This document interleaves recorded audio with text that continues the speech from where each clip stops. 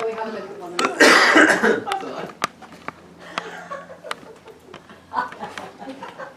How did we do? This one's quite good. This one's not bad, and this one looks like it's about to take off. And then we've got a bat. And I'm quite sure of the others. All right. So, Johnny? What was one of the first things you said when I said make a swan? Well, I've never done it before, so. Never done it before. So what do I do? Step-by-step instructions, I'll do it. Right, exactly. So now you need to get your napkin. If the napkin's no good because it's too scrunched up, there's some paper. Let's try it again.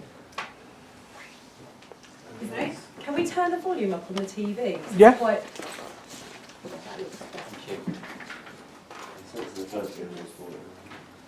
Oh, is it just simple? Oh, darn, I haven't got one. You can have this one if No, you it's like, fine. honestly, I don't mind. No, I'll watch. You can use Where's your one? It's not Here very we good. go, this one's... Press Control and the hyperlink. Go. Your one, there was that one there, is that one next to mine there? You have to press Control and the hyperlink. Oh, right, I know. I'll give that a 7 probably. My one's probably more like a foundation level. You think? Well, maybe, depends. That's Justin. This one's Justin's. That must be excelling. Yeah, that's excelling, definitely. Okay, we're going to do it again.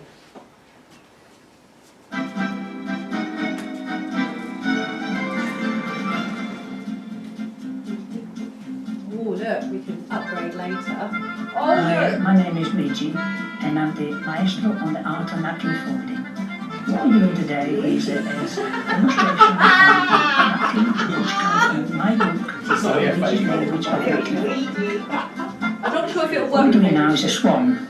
Then we got family of swan. Mummy Swan has gone shopping to Sainsbury, or Tesco, one of the two. So there's her not here. So we're going to actually do another little brother for the swan.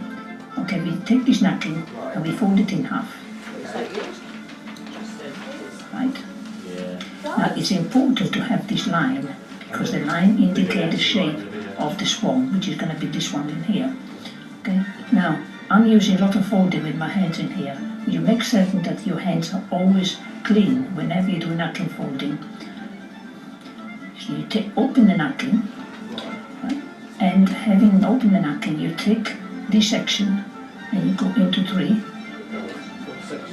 You see? 1 into 3. Yeah. Yeah. Having done this, then you open this section again and the other one inside. Luigi! Can you? That's alright, We go back. You take the bottom part, this one here, and you go right to the top of it. We have Mario doing it. It's not- Maybe just a little bit above. Can you can see there? And then this part come down, and this will be the beak of the napkin. It's the beak. The beak. Now, The beak of a napkin. you remember that line that we made was important, because now we fold it according to that line. Now I missed it. Yeah, it's going to be too fast for me to do that. Great enough. We open the napkin up a little bit, like this. Now, in order for the napkin to stand, we need to create a kind of a base, because it will not stand like this. It will, but... So, but you need a base. No, I'm So not we giving up. take this section in here, We need to and go we back. go up this way. Okay, well, it's not And- fast. He is really fast. But if you want me to go back, or should we just? Okay. Well, I did follow this online, and I did make one. Although I've reused it, and it was about doable when you're on your own and put headphones in. Okay. Point would be if I was doing this. The whole point I'm trying to emphasise here is. Sometimes I think we forget that we haven't necessarily modelled the exact skills that those kids are going to need. And so what I just thought about were the following things, just from doing the swan making process. Sometimes, yes, we do need to show the end product first, so we know exactly what they're aiming towards. So that might be an exemplar model, piece of writing. It could be in terms of art, having an A-star piece of work displayed. It could be, I don't know how it would correspond in maths if you could show the answer first and then do the workings out. But it's about just knowing exactly what they're aiming towards. And actually sometimes having the end product first is about doing it yourself. So ensuring that you know exactly what it's like to be the learner, so that much like what we've just done there, we can then go backwards as we've done the end product and think about what we had to do as learners in order to get there. Maybe some people like to demonstrate how, so they do the work with the class, watching them, with the feeding in from the class. Sometimes I demonstrate how at the start, but sometimes I leave it towards the end, once we've talked about the skills. So you've got the end product and you need to unpick it. So you need to prepare the learners, you need to make sure that when they're doing it, or before you set them up for it, you give them that positive reinforcement that this end product, which they may not feel very confident about at the moment, is achievable. You need to think about what skills are they going to need. Is it sentence stems? Is it certain words that they might not know how to use or what they mean? What other barriers might be to them achieving that outcome? Is it the fact that there's certain connectives that they're going to need in order to piece their ideas together? What spelling, punctuation and grammar requirements might there be? Okay, and then as you found then, it was really hard with Luigi because he was going really, really quick. His use of language wasn't necessarily great, it wasn't clear, and that leads me on to this one, step by step, make sure it's the right pace for your group, because every group will vary, there's no set pace. And so what I should have done if I was a good teacher, when you said, I'm lost, I should have stopped and waited for you, and then maybe even paired you up with someone that wasn't lost. So it's making sure that even though we know we've got this end result, and yes, we've got time constraints, there's no point expecting them to create a swan if they don't know how to. If that means taking a bit more time, then that's what we have to do, because ultimately they're the ones that are going to be doing this on their own. And then again, do you then demonstrate how, by doing it, you've put all the ingredients in, these are all the ingredients, and now I'm going to show you how you would approach it. So quite often you might walk into my classroom and I'll be typing it up because I've talked through it, and then I'm modelling to them there and then, and that gives them the idea, because I've verbalised, they've tried, but they don't actually still know how to piece it together or how to get started. So within your subject knowledge, now prior to working here, I worked with various different subjects in my previous school, GCSE PE AQA exam board, so they have a longer answer question. I think it was worth 10 marks, we'll soon see.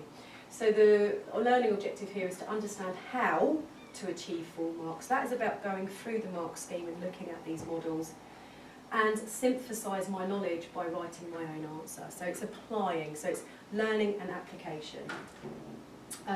You give them the whole context. I could have told you why you were making a swan. I could have said it was a dinner party. Here, with regard to the PE exam, an hour and a half, 80 marks, 40%, and I think the longer answer was like 8% of their total marks. An AFL strategy with regard to the learning objective. I have no idea what I have to do to achieve full marks in the longer writing task. Some idea, I know exactly how. And so obviously at the start of the lesson, you can see that most of them are going to be maybe red or amber, but obviously you're working towards them being green at the end. Command verbs, something very common. They might be the same words in geography, in business IT, in PE, but they might have very different meanings in terms of what the student has to demonstrate in their knowledge. So making sure that they know what those command verbs mean for their subject and what it means they have to show in terms of their knowledge. Here was the question 10, the longer answer question, which is worth 8 marks, so 10% of the grade. With reference to some individual differences, explain the impact on participation and how these differences impact on the performance of an individual. So you're even modelling to them, or what would you do with that question? So the next slide shows that you pull out the key words.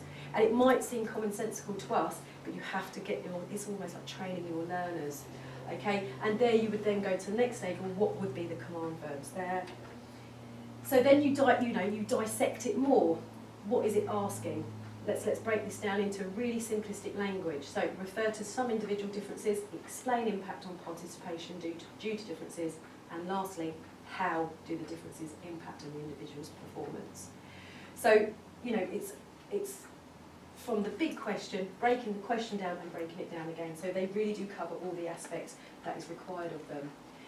These were the mark scheme commentary, which I won't read through, but it's just 1 or 2 marks, 3 or 4 to 5 marks, 6 to 8 marks. And then on here what I wrote for them was I pulled out what exactly that we're looking for in that, and then I took myself, I wrote this for them as a PE department, and what the students then did from their knowledge and understanding of that grade criteria in their pairs or individually, they would decide what grade and why, you know, the justification using the mark scheme. And then we broke it down further here because we showed how they had covered all the criteria in the differing levels, and then I modelled how to give feedback. So it's modelling on every single level because I believe that we need to give them the skills, and then later on they'll be able to do that because we taught it to them the first time round.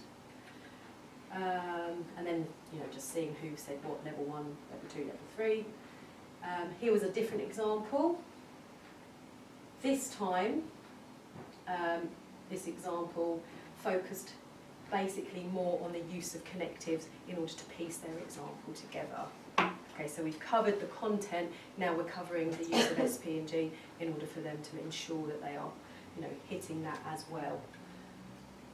Recheck the AFL, where are they now? And then once you've done that, it's their turn. And off they go, they write it. They then self-assess, set themselves a target, you then mark it, etc. This was when I worked with IT. These were some of the new terminology that they needed to know, and the homework was 2 things: make sure you spell them correctly, and secondly, you know the meanings of the words. The start of the next lesson was to see, so you model how exactly would you use these in context. I created the sentences, they then had to implement the correct word based on their knowledge and understanding.